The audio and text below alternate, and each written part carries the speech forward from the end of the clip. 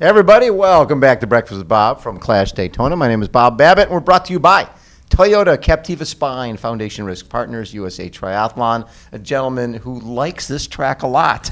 He had one of the biggest races of his career last year, taking second, bringing home $70,000 from Challenge Daytona last year. Mr. Matt Hanson joins us. How you doing, Matt? Good. Good to be back. Thanks for having me. You know what's so funny? We had all this technology around this event last year, and you knew where everybody was every second.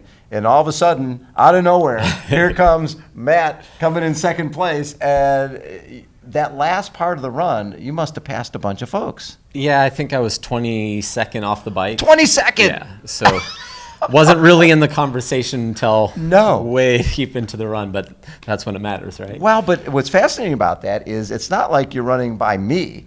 You're running by that was one of the top pro fields ever assembled. You're running by, legends and guys who are, at the top of the sport. Did you know when off the bike, I just feel good today?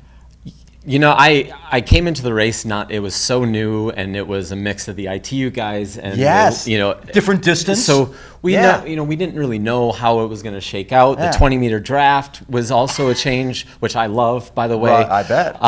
But yeah, so there was so many unknowns that, like, going in, the mindset was just do what I can, right, and the results will sort themselves out. And I got a little bit of good fortune when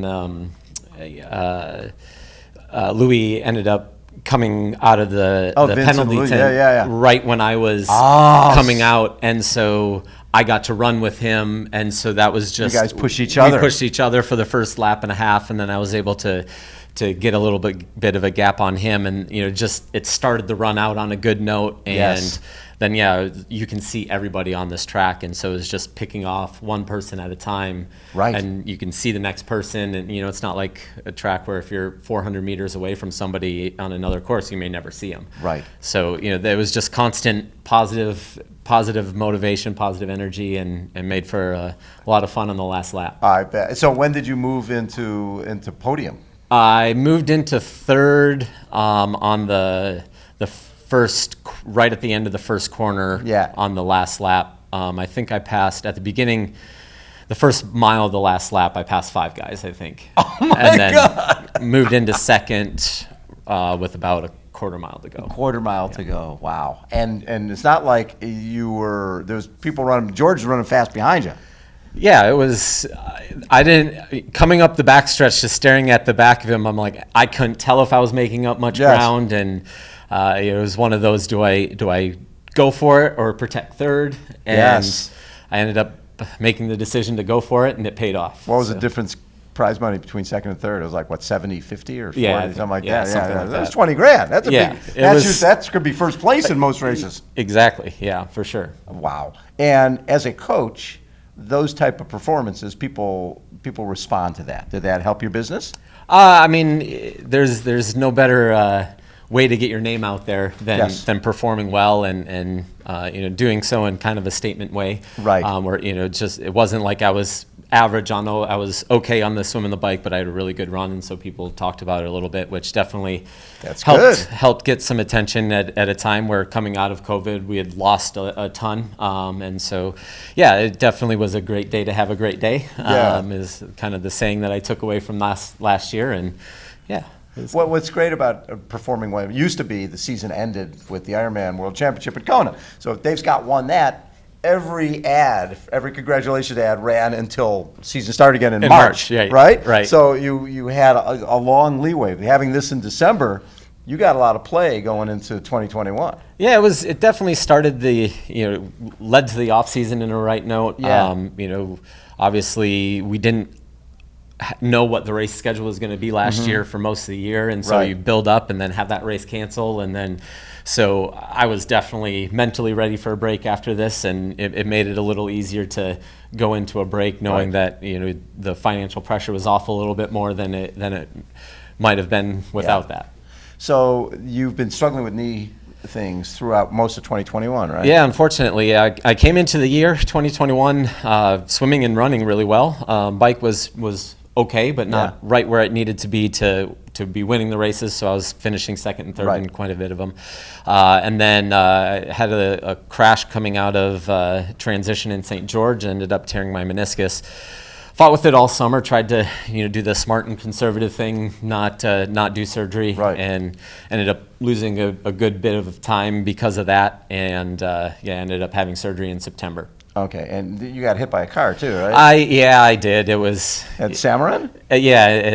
right the day before the last little ride through for Collins Cup. We I guess had a little disagreement on what side of the street cars drive on. I was right, but he won the argument Because Not- he's a little bigger. Yeah, He's a little bigger. Yeah, he was more worried about the dent in the side of his BMW. I was like, well, what about the dent in the side of my hip? But Yeah. well, all good. I was able to compete. I mean, it didn't take. I had had a setback a week before, so I had done zero running for about 10 days leading into that race anyways, and so it didn't change much for the day. But yeah, it made for another reason to Yes. shut it down, get the knee taken care of, and then build here. So after winning 5 Ironmans and 5 70.3s, and this distance and this format is obviously it suits you. But it's one of those things where you're in that aero position probably more so than in any other type of race, right? Yeah, this is the course where the aerodynamics matter the most out of Yeah. anyone. I typically do well on courses that aerodynamics matter. Oh, okay. Our Galveston, Texas, Yes. flat, fast courses, I've done well there. And so, obviously the 20-meter draft even puts more attention onto aerodynamics and holding a good position, and I think that was definitely a factor last year. So Yeah. yeah. You're 8 weeks out or so Yep. of knee surgery. Yes. And how's it been going? It was a lot slower coming out of surgery than I hoped for. Right. It always is. Yeah, I mean, I honestly, the day I had surgery, I felt better than I had since March or since May. The pain was gone, Yeah. and and within a couple days, I was walking without a limp. I'm like, oh, this is going to be no problem. I'm going to get back really fast, and nature had a little bit of a different idea, and but Julie and Matt. Julie Divins and Matt Bottrell put together a great plan.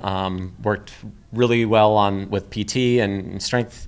The biggest issue was, my knee swells up every now and then. Right. Still, but the biggest issue was, I was trying to run with a limp and ride with a limp all summer, and so I've had some back issues in the past, and so that just flared everything back up, and so that's where I've been dealing with is trying to get that to settle down to be able to hold the aero position that I need to. So I think we're in a good spot. And, Okay. Yeah. So you've been feeling this last couple of weeks like, okay, things are coming back. I was, 3 weeks ago, I almost pulled the pin. Okay. I just, not from a pain, or it was just, I just didn't think I was fit enough. And then. And you can't be not fit Yeah. enough here. This you is can't. the field's too deep. The field's, there's fewer guys, but the quality of the field is still there. And. Yes. It's not like there's anywhere that you can if you make a mistake, you can't make that up here. Right. It's just too fast of a course. I think Bill was saying it was the fastest course in the world. They've run the numbers. So Yes. you can't make up for mistakes or if you don't have a good swim or bike. Right.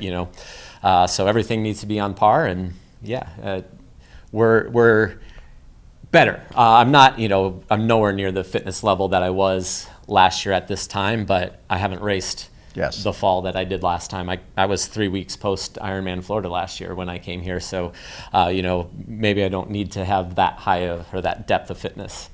When you coach athletes, right? You're not just a coach; you're a therapist. You're Very much so. Right?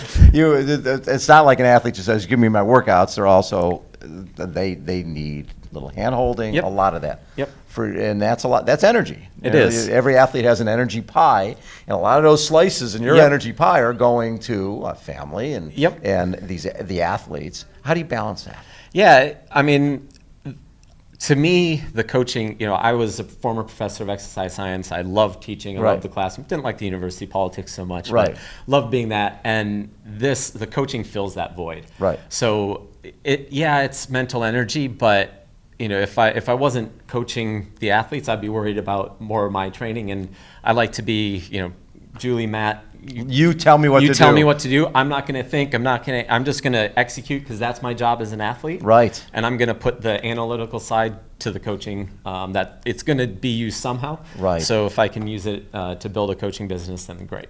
And what have you gained from the coaching you get from Julie that helps you with the athletes you coach? Oh, the psychology side for sure. Interesting. You know, just having Julie and Matt to bounce things off of, and I don't have this year especially. You know, when the first couple of years with them, I didn't have bad training days. You know, I was just like I executed every time, and this year that just with the injuries and everything, that just wasn't the case, and so I've relied on them more so this year than I ever have in the past. Yeah. Before they would say I was an easy athlete. I don't think they would say that right now. Well, and I bet you, when you're able to do every workout, it's no big deal. Yeah. But when you can't do the workout, if you're coaching yourself, then you're beating yourself up. Right. This probably was the best year to have other Exactly. people overseeing your program because you didn't get too personally involved. Exactly. Yep. And that, it just gives you somebody to say, like, this is what I'm feeling. Is this okay? Or Right. That definitely helps. So any particular goals for this one? Or is this one of the things, I want to get through this thing and be pain-free? Yeah, I think I can, I was building into this whether I could race it or not to shut down after Saturday regardless. I love it. I'm confident that I can get to the finish line healthy. So I'm just out here to go and have a great effort and have some fun. Of course, I want a great result. I think I've got it in me. Yeah, always do. Yeah. But yeah, I race best when the pressure's off and I just go and execute on the game plan and let the result sort itself out. A little under the radar. I don't think I can be under the radar so much. Not when you were silver last year. Yeah. I mean, there's a little bit of spotlight there, but there's a lot of good guys here who've been racing really well, and obviously, Christian, who's had an amazing year and 7:21, not bad. No big deal.